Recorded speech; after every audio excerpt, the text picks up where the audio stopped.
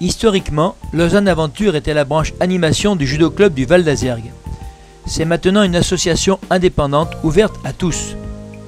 On retrouve les mêmes objectifs qu'au club dont elle est issue. Former le physique et le mental, développer la confiance en soi, mais aussi faire découvrir aux jeunes un certain nombre de sports de pleine nature. Nous sommes ici à Saint-Pierre-de-Chartreuse pour les stages de ski des vacances d'hiver. Nous avons vu évoluer les débutants sur les pistes vertes, mais souvent à partir de 10 ans, ils s'y ennuient et préfèrent skier hors piste. Nous organisons des stages de ski à Saint-Pierre-de-Chartreuse depuis 1973. Nous en avons organisé près de 150. Nous avions, jusqu'à la fin des années 90, un chalet qui nous appartenait et qui était agréé pour accueillir 35 personnes. Malheureusement, les normes ayant évolué, nous avons dû l'abandonner, le coût des travaux de mise aux normes étant trop élevé.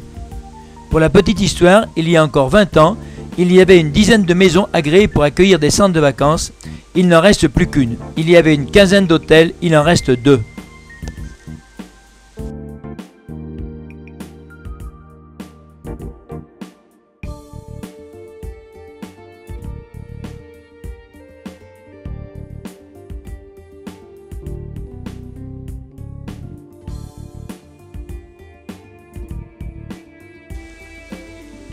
Le canyoning est une activité très prisée de nos jeunes aventuriers. La région Haute-Loire-Ardèche, qui est le cadre d'une partie de nos activités estivales, est très riche en canyons grâce à la dénivellation d'environ 1000 mètres qui existe entre le haut plateau et la basse Ardèche. Le canyoning impose une alternance de natation, d'escalade, de crapahut et de saut qui demande des qualités et une bonne condition physique. C'est aussi une activité très ludique car elle se pratique dans l'eau, avec des toboggans naturels et des sauts, ce qui plaît beaucoup à nos jeunes. On trouve des canyons pour tous les niveaux, très faciles comme le bas Chassezac, un peu plus difficiles comme le Rouge à Nel, classiques avec un certain nombre de rappels comme le Haut Chassezac, ou très difficiles avec des rappels de 40 mètres sous cascade. Nous sommes ici dans le Rouge à Nel qui est un canyon très amusant. Il y a quelques sauts obligatoires mais il n'est pas nécessaire d'utiliser le matériel d'escalade. L'eau est très froide.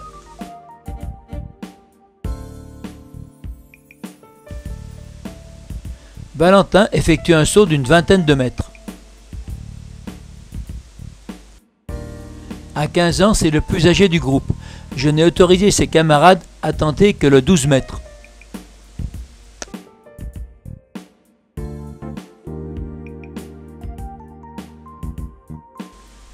Le Haut Chassezac est un canyon plus difficile où le matériel d'escalade est nécessaire.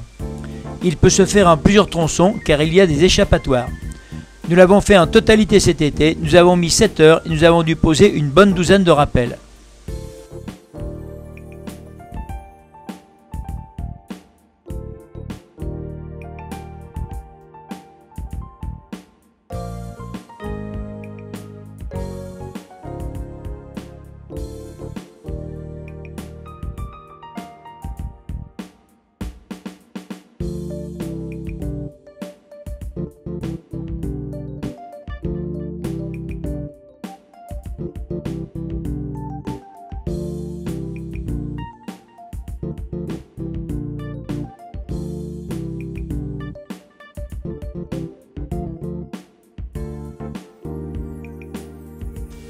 Le bas Chassezac, ici, est le canyon que nous avons fait le plus souvent car il est facile et accessible à presque tout le monde.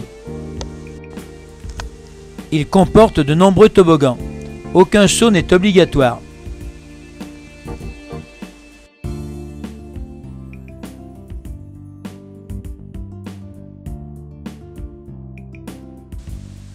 Le décor est toujours magnifique.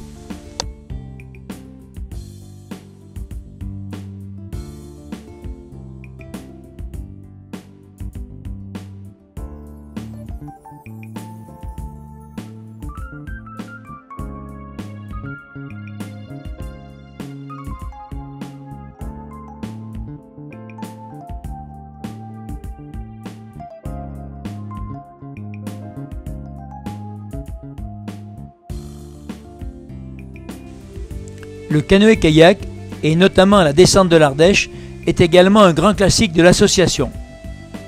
Il n'est pas rare que nous la descendions 2 ou 3 fois l'été. C'est une activité sportive et ludique, généralement dans une eau chaude, qui ne présente aucun risque si elle est encadrée correctement.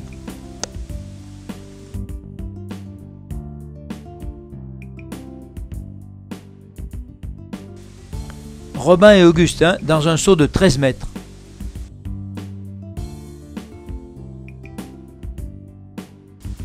Valentin dans un seau de 20 mètres. Naturellement, les jeunes ne sont autorisés à sauter qu'en fonction de leur niveau de compétence. Il s'agit de descendre 35 km de rivière avec 44 rapides. Pour bien en profiter et avoir le temps de se baigner, il est préférable de la faire en 2 jours. Nous sommes accueillis gratuitement par Pierre et Odile, propriétaires du camping du Pont d'Arc, qui nous fournissent également les canoës. Cela nous permet de proposer des séjours d'1 semaine avec la descente de l'Ardèche, du canyoning et des via ferrata pour une centaine d'euros, ce qui met ces stages pratiquement à la portée de tous. Cependant, ces activités réclament une excellente condition physique et un certain niveau de compétence et elles ne sont pas accessibles à tout le monde. Il est très amusant de descendre les rapides portés par le gilet.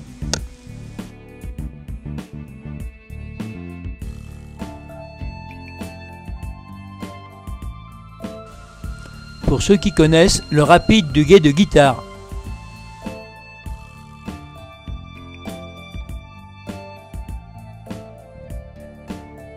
Le rapide du Gournier, dangereux si le niveau de l'eau est un peu plus élevé et si l'on n'a pas le minimum de compétences nécessaires.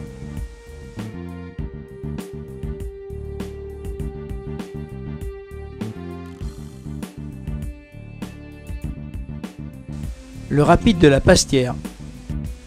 Pratiquement un canoë sur 2 dessale dans ce rapide en venant buter contre le rocher. Si l'on a un minimum de maîtrise de l'activité, il n'y a bien sûr aucun problème. Des consignes techniques sont données aux jeunes pour chaque rapide qui présente quelques difficultés. Il est rare que nos jeunes dessalent dans un rapide. Il y a cependant des exceptions, n'est-ce pas Valentin et Martin ?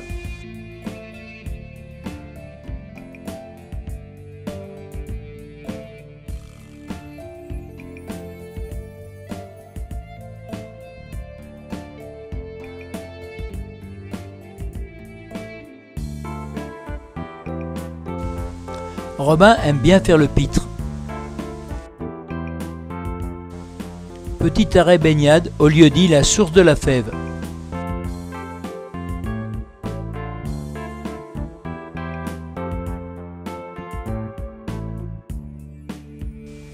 Non loin de l'arrivée, il y a un autre site très prisé pour les sauts.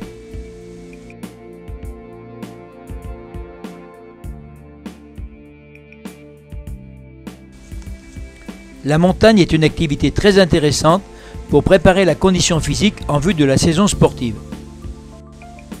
La Chartreuse est notre massif de prédilection. D'abord en raison de sa proximité et la plupart des sommets culminent à 2000 mètres et ne présentent pas les risques de la haute montagne. Nous voici à la Dent de Crolles il y a une quinzaine de jours. La Dent de Crolles, comme la plupart des sommets, est cernée de hautes barres rocheuses et seuls quelques passages dans celle-ci permettent d'accéder au sommet. Pour la montée, nous avons choisi l'itinéraire du Trou du Glas. La montée comme la descente sont effectuées avec un bon rythme puisqu'il s'agit de préparation physique. Ce jour-là, le beau temps avait attiré beaucoup de randonneurs et nous en avons doublé un grand nombre.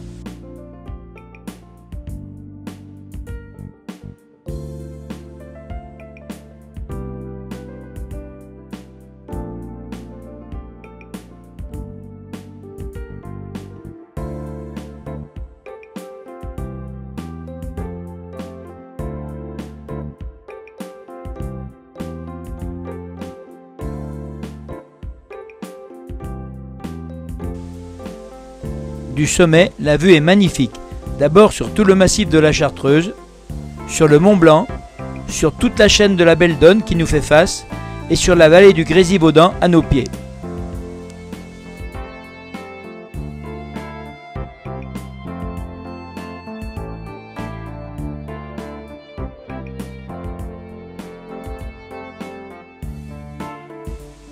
La descente s'effectue tranquillement.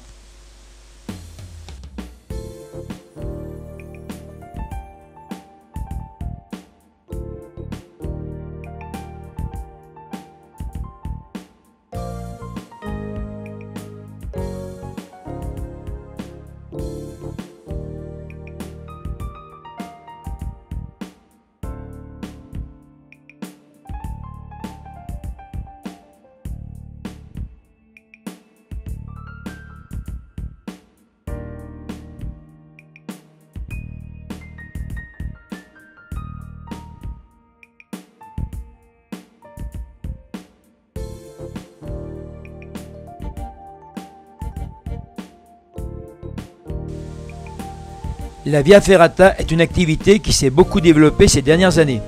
Le niveau va de la très facile à la extrêmement difficile. Si les faciles sont à la portée de beaucoup, les très difficiles ou extrêmement difficiles demandent une excellente condition physique et beaucoup de cran. C'est un peu comme pour les pistes de ski. Les vertes peuvent être empruntées par les débutants, les noires ou leurs pistes sont réservées aux très bons.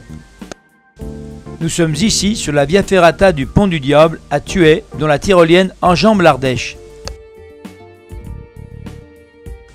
Sur le site internet du Judo Club du Val d'Azergues, à la rubrique Stages et séjours, il y a des dizaines de vidéos sur toutes ces activités. Ces images en sont extraites. À l'heure actuelle, l'ensemble des vidéos a été vu 30 000 fois. Des jeunes de l'association de 11, 12, 13, 14 ans ont déjà à leur actif de nombreuses Via Ferrata, descente de l'Ardèche, randonnée en montagne, canyoning, croisière à la voile, expédition VTT, etc. Ils ont ainsi acquis beaucoup d'expérience et une grande confiance en eux. On conçoit qu'arrivés à l'âge adulte, ils constituent une élite. C'est peut-être ce qui explique la très belle réussite d'un grand nombre d'anciens. Ici, la Via Ferrata de Saint-Jean-la-Chalme, non loin du Puy-en-Velay. Elle est installée sur les falaises qui limitent le plateau du Dévès et dominent la vallée de l'Allier. Le paysage est superbe.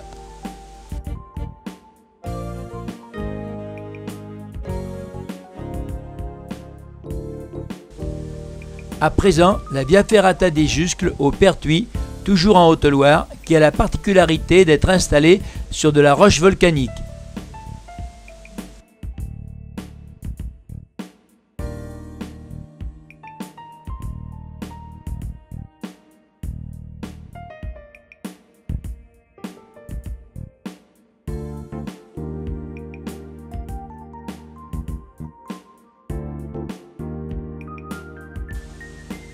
Nous voici à présent dans l'Ain, à la Via Ferrata du Fort de l'Écluse, qui domine le Rhône, un peu en amont de Bellegarde.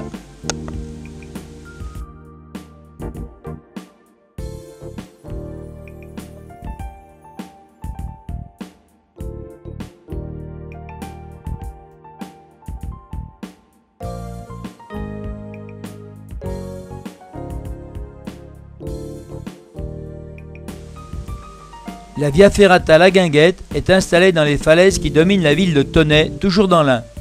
Elle est classée très difficile et est très aérienne.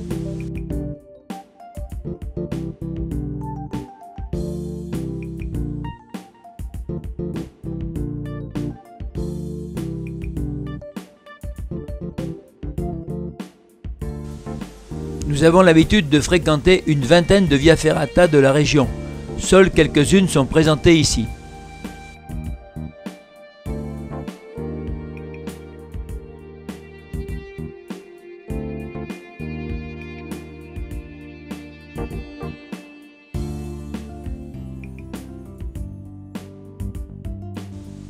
Enfin, la Via Ferrata de la Roche-Véran domine Saint-Pierre d'Entremont en Chartreuse. Elle est aussi classée très difficile et réclame une bonne condition physique. Le topo descriptif dit « Vide à couper le souffle, sensation garantie en dernière partie et dernier mètre assez athlétique ».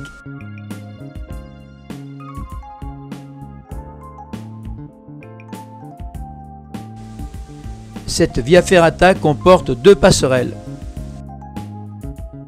Elle est assez longue, le topo guide indique 3 heures. C'est la dernière que nous avons faite à la mi-septembre et nous avons mis 1h30. Des parents nous accompagnent souvent dans nos expéditions, mais plus rarement en via ferrata. Cette fois-ci, Didier, pour qui c'était une première, et Claire nous ont accompagnés. Sur certains parcours, tourner des images sans GoPro est assez acrobatique.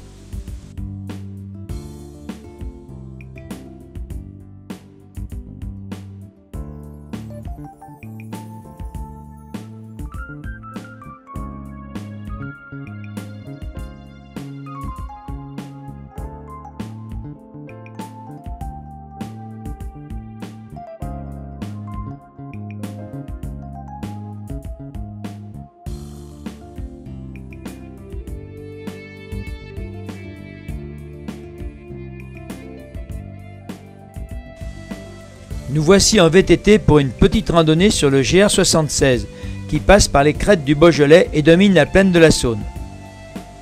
L'un de nos grands classiques en VTT est la randonnée jusqu'à Goudet en Haute-Loire par le GR7 en passant par le Pilat, Saint-Bonnet-le-Froid, le Mont-Mézin. Il y a quelques années, pour les vacances de Pâques, nous avons également parcouru le GR65 entre le Puy-en-Velay et Conques en traversant la Margerie, l'Aubrac, la vallée du Lot. Le GR65 est l'un des parcours qui mène à Saint-Jacques-de-Compostelle.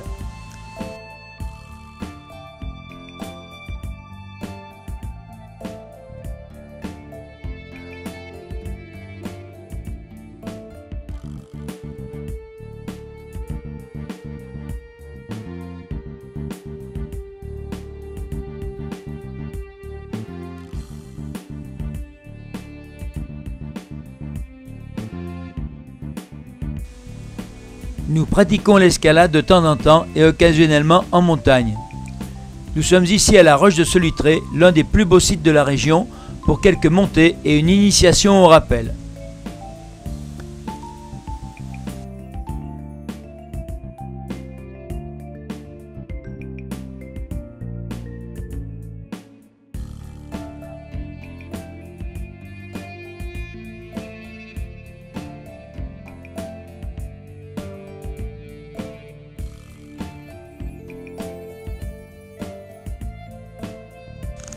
La croisière hauturière est aussi une de nos spécialités. Ces images sont extraites de notre périple de cet été en Corse et en Sardaigne. En 40 ans de navigation, nous avons parcouru une bonne partie de la Méditerranée, en particulier la Grèce en mer Égée et en mer Ionienne, la Dalmatie, l'Espagne. Notre voilier est un sloop de 12 mètres très performant à la voile. Nous sommes ici au port de Bastia. L'Italie, en particulier l'Italie du Sud, est une de nos croisières classiques avec pour objectif les îles éoliennes, en particulier le Stromboli, mais aussi Pompéi, Paestum, Capri, Rome. La croisière à la voile est une activité très complète qui fait appel au physique, mais pour laquelle il faut acquérir des connaissances pour la manœuvre du bateau, la navigation ou même la météo.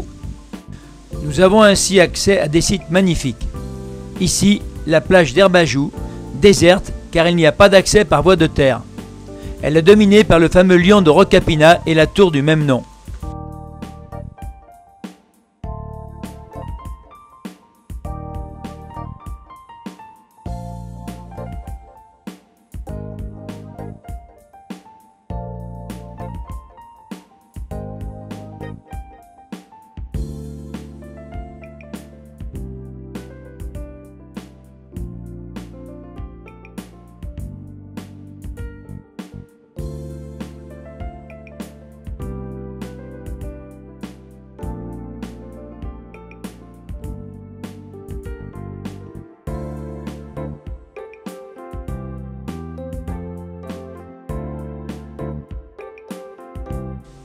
Visite de la citadelle de Bonifacio.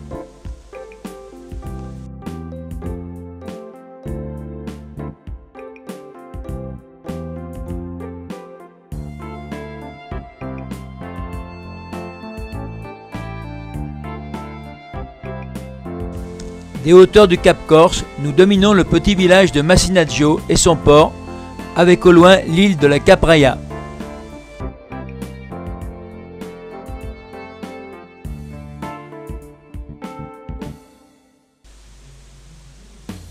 les îles françaises et italiennes de l'archipel des Bouches de Bonifacio, dont certaines sont désertes, constituent un formidable terrain de jeu.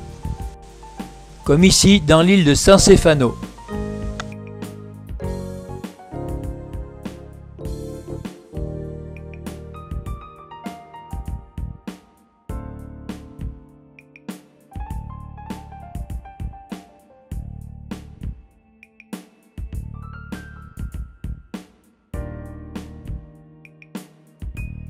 La navigation est parfois musclée, comme ici au près par force 7 Beaufort.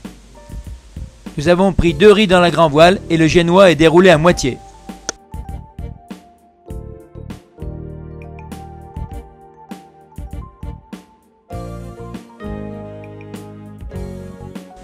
Nos jeunes aventuriers passent beaucoup de temps dans l'eau.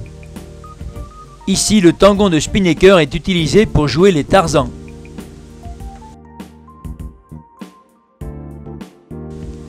Il nage et plonge très bien. Nous suivons Quentin pour une plongée à 15 mètres de profondeur.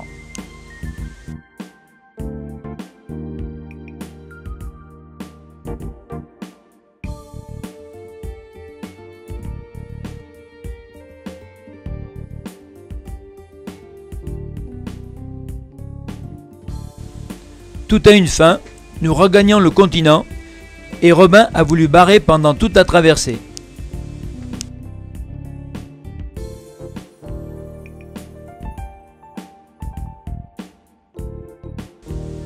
Il y a de temps en temps des rencontres magiques avec une baleine ou des dauphins.